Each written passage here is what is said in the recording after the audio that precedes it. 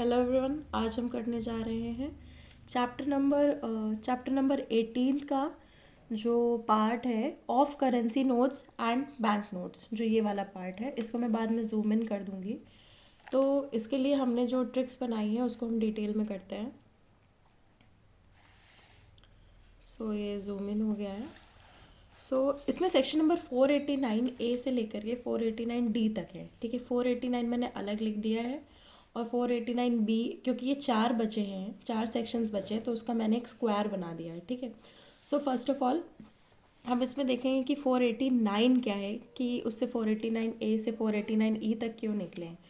489 है tampering with property mark with intent to cause injury. Injury legal injury हो सकता है, कोई भी तरह की इंजरी हो सकती है। ठीक है, तो इसमें प्रॉपर्टी क्या है, करेंसी नोट्स को इसके आगे एक्सटेंड कर दिया गया, currency notes and bank notes. तो अब हम इसके सेक्शंस देखते हैं एक बार।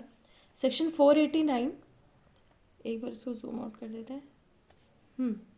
तो चैप्टर 18 का जो पार्ट है of currency notes and bank notes, तो इसमें जो सेक्शन 489 है उसमें है counterfeiting currency notes, bank notes, counterfeiting currency notes और बैंक नोट्स। तो इसमें काउंटरफीट के बारे में है, काउंटरफीटिंग के बारे में है।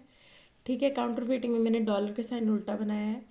देन करेंसी नोट्स है, ये एक नोट है जिसमें रुपी का साइन है। एंड बैंक नोट्स है, बैंक नोट्स को चेक से रिप्रेजेंट करती है। ठीक है, इसमें 1 2 3 counterfeiting currency notes and bank notes. Then इसके बाद 489 B C D and E आता है। ठीक है, तो 489 बी है using counterfeiting currency notes and bank notes using, this is mother earth. Mother earth को नॉर्मली लोग यूज़ करते हैं। ठीक है, तो उससे रिप्रेजेंट किया है कि using counterfeiting currency notes and bank notes. ठीक है, 489 सी जो है वो पोजीशन ऑफ 1 2 एंड 3 पोजीशन को हैंड साइन से बनाया है। ठीक है, पोजीशन है उसका। 489 डी है कि इंस्ट्रूमेंट्स, इंस्ट्रूमेंट्स किस लिए, ये 1 2 एंड 3 को बनाने के लिए जो इंस्ट्रूमेंट्स हैं वो 489 डी में आते हैं। एंड 489 ई में आते हैं डॉक्यूमेंट्स रिजेंबलिंग 1 2 एंड 3। ठीक है, कोई भी डॉक्यूमेंट्स जो होती हैं वो रिजेंबल करती हैं काउंटरफीटेड करेंसी नोट्स या बैंक नोट्स या कोई भी अदर चीज़ से। इसको एक बार देख लेते हैं। मेकिंग और using documents resembling currency notes और बैंक नोट्स, कोई भी ऐसी डॉक्यूमेंट्स जो रिजेंबल होती है। अब इसके हम लोग सेक्शंस पे आ जाते हैं। अब हम आते हैं सेक्शन नंबर 489 ए, काउंटरफीटिंग करेंसी नोट्स और bank notes. Whoever counterfeits or knowingly performs any part of the process of counterfeiting any currency notes or banknotes shall be punished with imprisonment for life or with imprisonment of either description for a term which may extend to 10 years। ठीक है, इसमें life imprisonment है। क्या है, life imprisonment और 10 years का imprisonment होगा। ठीक है, तो इसको एक बार साइड में लिख लो बिकॉज ये छोटी छोटी चीज़ों में आ जाता है।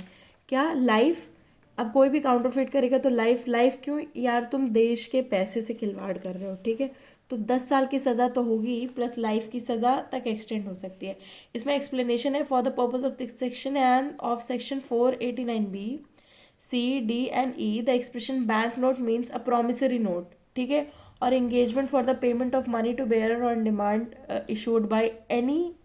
ठीक है, प्रॉमिसरी नोट तो हम लोग को सबको पता ही है क्या होता है। Bank note is equals to promissory note की तरह एक तरह से रिप्रेजेंट कर दिया गया, यानी कि कोई भी ऐसा नोट जिसमें लिखा हो कि ठीक है मैं तुम्हें पैसे दूंगा। अब इसमें चेक भी हो सकता है, डिमांड ड्राफ्ट भी हो सकता है, ऐसी कोई भी चीज़ें हो सकती है। देन नेक्स्ट जो सेक्शन आता है वो है 489 B using as genuine forged और काउंटरफीट करेंसी नोट्स और बैंक नोट्स। जेन्युइन तरीके से तुम इसको काउंटरफीट करेंसी नोट्स और बैंक नोट्स को यूज़ कर रहे हो। ठीक है, एक होता है कि चलो आप खेल खेल में यूज़ कर रहे हो बट इधर जो है आप जेन्युइनली यूज़ कर रहे हो। तो इसमें है whoever sells or buys or receives from any other person or otherwise traffics in use or uses as genuine any forged or counterfeit currency note or bank note knowing or having reason to believe। क्या है, उसके पास reason होना चाहिए believe करने का या फिर knowledge होनी चाहिए। ठीक है, दैट देखो किसी को पता नहीं है, बिना नॉलेज के यूज़ कर रहा है तो ठीक है उसकी कोई सज़ा नहीं होगी। क्यों, इसमें इंटेंट आ जाता है, इंटेंट। ठीक है, इंटेंशन आ जाता है, तो इंटेंशन बहुत ज़रूरी है। ठीक है, और believe the same to be forced और counterfeit shall be punished with imprisonment for life. इसमें भी क्या है, लाइफ इम्प्रिजनमेंट होगा और फिर imprisonment of either description for a term which may extend to 10 years. इसमें भी क्या है, लाइफ इम्प्रिजनमेंट है और 10 ईयर्स है, ठीक है। देन उसके बाद आ जाता है 489C, पोजीशन ऑफ फोर्ज और काउंटरफिट करेंसी नोट्स और बैंक नोट्स। इसमें क्या है, पोजीशन होना चाहिए, अगर तुम्हारे पास है रखा हुआ है पर इसमें तुम यूज़ नहीं कर रहे हो, तो इसमें क्या है, पनिशमेंट जो होगी वो होगी 7 ईयर्स तक की। क्यों? क्योंकि अभी तुम यूज़ नहीं कर रहे हो। और फाइन जो है इन सब में पनिशमेंट सब में होगी, तो इसमें क्या है 7 ईयर्स की पनिशमेंट है। इसमें कम पनिशमेंट क्यों है? क्योंकि तुम यूज़ नहीं कर रहे हो, ठीक है। एक बार उसको मार्क कर देते हैं, 7 ईयर्स तक की पनिशमेंट है, ठीक है। फोर्स्ड और काउंटरफिट डॉक्यूमेंट, इंटेंट भी होना चाहिए using them as genuine, shall be punish with imprisonment of either description for a term which may extend to 7 years और फाइन। बट जो ऊपर वाले हैं उसमें भी फाइन सब में ही लग रहा है, ठीक है। इसमें 7 ईयर्स और फिर फाइन। देन आता है 489D। 489D क्या है, मेकिंग और पोजेसिंग इंस्ट्रूमेंट्स और मटेरियल्स फॉर फोर्जिंग और काउंटरफीटिंग। मान लो तुम्हारे पास मशीन है, प्रिंटर है, कुछ भी ऐसा है, तो ठीक है, whoever makes or performs any part of the process or making or buys or sells or disposes of और has in is position any machinery, कोई भी मशीन है यार इन सब चीज़ को करने के लिए, इंस्ट्रूमेंट और material for the purpose of being used. देखो इसमें जो है सारे एम्बिट ऑफ काउंटरफीटिंग यूज़ कर लिए गए हैं, सारे एम्बिट की पनिशमेंट इसमें डाल दी गई है। आगे एक और चीज़ है कि नॉलेज होनी चाहिए, knowledge of having reason to believe that it is intended to be used for forging और काउंटरफीटिंग एनी करेंसी नोट्स और bank notes shall be punished with imprisonment for life और with imprisonment of either description for a term which may extend to 10 years, ठीक है। इसमें भी क्या है, life imprisonment है और 10 ईयर्स है। इसकी पनिशमेंट ज़्यादा क्यों है? इसकी पनिशमेंट ज़्यादा इसलिए है क्योंकि आपके पास एक मशीन है, तुम एक मशीन से ही बना दे रहे हो, ऑब्वियसली डेथ नहीं दे सकते हैं, तो उसके बाद जो हाईएस्ट पनिशमेंट होती है वो होती है लाइफ इम्प्रिजनमेंट। देन इसके बाद आते हैं लास्ट सेक्शन पे 489E, ठीक है। 489E आपको दिख रहा होगा, मेकिंग और using documents resembling currency notes और बैंक नोट्स, ठीक है। whoever makes or causes to be made or uses for any purpose whatsoever or delivers to any person any document, इसमें जो है मेन टर्मिनोलॉजी आपको याद रखनी, E=D, document purporting to be or in any way resembling or so nearly resembling as to be calculated to deceive, धोखा देने के लिए है, ठीक है। एनी करेंसी नोट और bank note shall be punished with fine which may extend to 100 rupees. कितना fine हो जाएगा? 100 रुपये, ठीक है, 100 रुपी।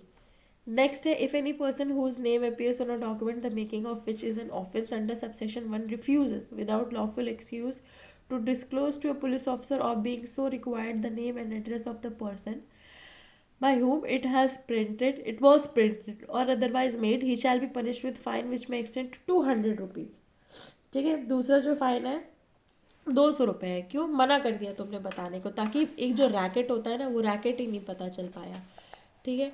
देन आता है clause 3, where the name of any person appears on any document in respect of which any person is charge with an offence under subsection 1 और any other document used or distributed in connection with that document, it may until the contrary is proved be presumed that person caused the document to be made। यानी कि जो जिस person का नाम लिखा हुआ है, नाम जिसका लिखा हुआ है उसी ने बनाई है, तब तक ये प्रिज्यूम किया जाएगा अनटिल कुछ और प्रूव नहीं हो जाता। सो अगर आपको ये ट्रिक्स अच्छी लगती है तो thank you and please follow for more. और आप लोग प्लीज़ एक बार व्यू कर लेते हैं तो उसके बाद उसे लाइक कर दीजिए। बाकी इस चीज़ से कनेक्टेड जितनी भी चीज़ें हैं मैं डिस्क्रिप्शन पे कर दूँगी, जैसे कि MCQs और इसकी जो प्लेलिस्ट है वो सारे डिस्क्रिप्शन पे मेंशन्ड है। Thank you.